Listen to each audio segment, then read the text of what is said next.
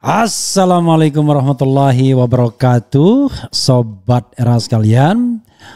Jumpa lagi kita di channel yang keren ini, Keren Cadas. Ya sobat semuanya, kita bahas satu fenomena menarik ya, yaitu soal Park Anies sama Abah. Ini ada tulisan dari Wiz Khalifa ya, Abah Nasional. Ini tulisan Wiz Khalifa ya. Saya selalu katakan banyak hal yang tidak bisa dijelaskan secara rasional tentang Anies. Dari sejak saat dia maju Pilkada DKI, kemudian saat 5 tahun jadi gubernur, di saat semua sudah mentok, Formula E sebagai contoh, lalu ada saja jalan tak terduga. Kini di tengah situasi minimnya logistik, tiba-tiba fans K-pop ya, bikin fanbase dukungan untuk Anies. Dalam waktu satu malam Anies menjadi Abah Nasional. Saya ditanya siapa yang buat strategi? Jawaban saya langit. Luar biasa ya. Gimana menjelaskannya? Cara mereka berkomunikasi aja kita di Timnas gak ada yang paham, apalagi bikin strategi. Lucunya para buzzer OD menyerang para fans K-pop. Makin habis lu pada. Twitter itu biasanya penuh caci maki, kini jadi melodrama. Meminta Anies jadi abahnya karena sebagian dari mereka sudah tak punya ayah. Fenomena Abah Anies mengalahkan paslon yang sudah menggelontorkan puluhan miliar untuk menguasai ruang itu. Namun cukup dengan keotentikan Anies bicara dengan berdialog secara jujur apa adanya.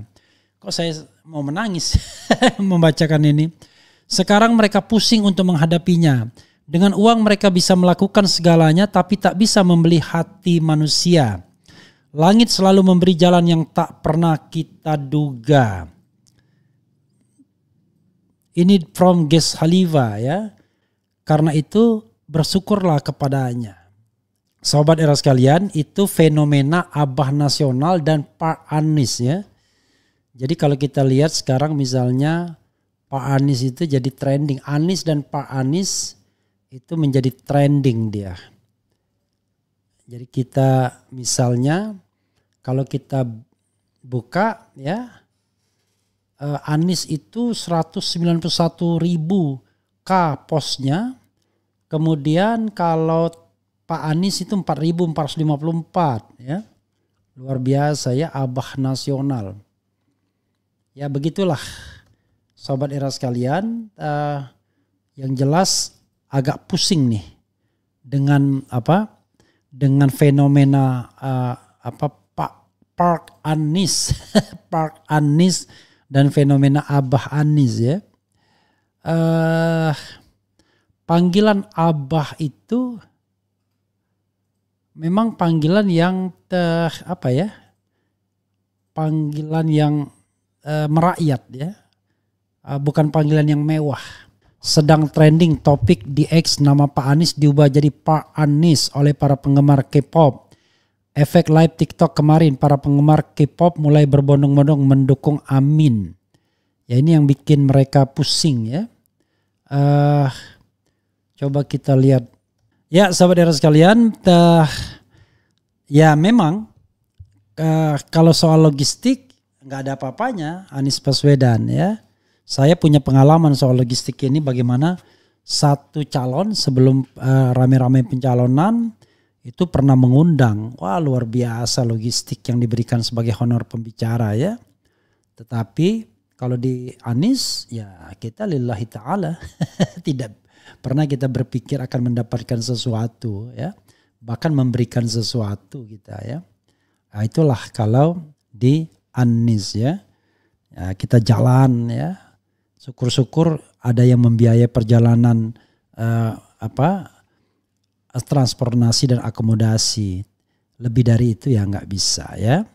Karena ya itulah, itulah ya yang saya katakan itulah. Sobat era sekalian, coba kita bacakan komentar sobat era sekalian. Abang Refli apa nih? Kolab dengan apa?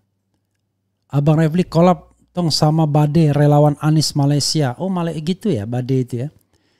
Pak jaketnya bagus ya. Ini bukan jaket, ini apa namanya ya? Outer namanya, bukan jaket ini, outer namanya. Saya dikasih dari Yogyakarta ya. Ini coba lihat Pak Anies ya, Park Anies dengan Caimin. Luar biasa ya, gambarnya. Park Anies dengan Caimin ya, Caimin. Gambarnya luar biasa ya, lucu ya. Tapi Caimin ketinggian ini, agak kurang pendek dia. Ya sahabat Eros sekalian, nggak kebagian proyek kuncinya kolaborasi itu baru rakyat cerdas. Apa maksudnya apa? Begini, ada satu yang ingin saya bahas ya mengenai gaya komunikasi Anies Baswedan.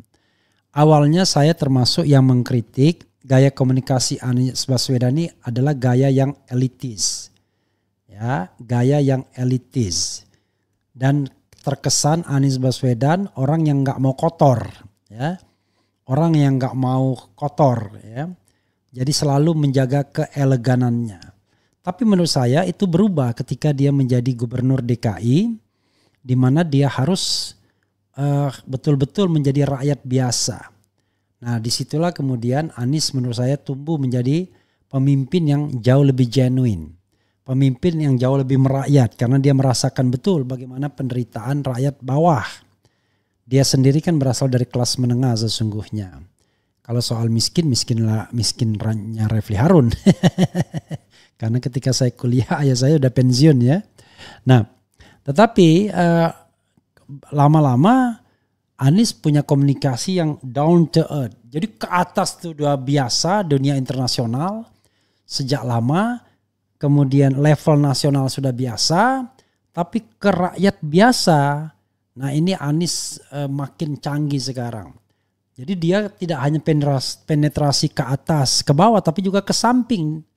Ya, penetrasi dengan anak-anak muda, ya, zilenial, milenial. Nah ini hal yang menurut saya luar biasa. Makanya saya katakan Anies bisa bawah bisa, atas bisa. Gibran malah belum tentu bisa loh. Belum tentu bisa dia berkomunikasi dengan anak sebayanya. Karena secara dia sendiri tidak memiliki skill komunikasi yang baik. Prabowo apalagi. Ganjar sekarang seperti mati angin. Karena ternyata dia yang biasanya jagoan di media sosial dan lain sebagainya. Ternyata hanya sanggup kalau satu arah. Kalau dua arah gak tahan dia. Melayani debat. Karena kecenderungannya kalau diserang dia marah. Nah ini yang menurut saya yang harus dipelajari dari Anies Baswedan. Makanya saya katakan, apa gue bilang, ini orang atas bisa, bawah bisa. Kalau sudah bisa dua-duanya ya berat kita mengalahkannya. Ya, kalau atas bisa, bawah bisa. Nah kecuali tadi dengan kecurangan. Ya kalau kecurangan gimana?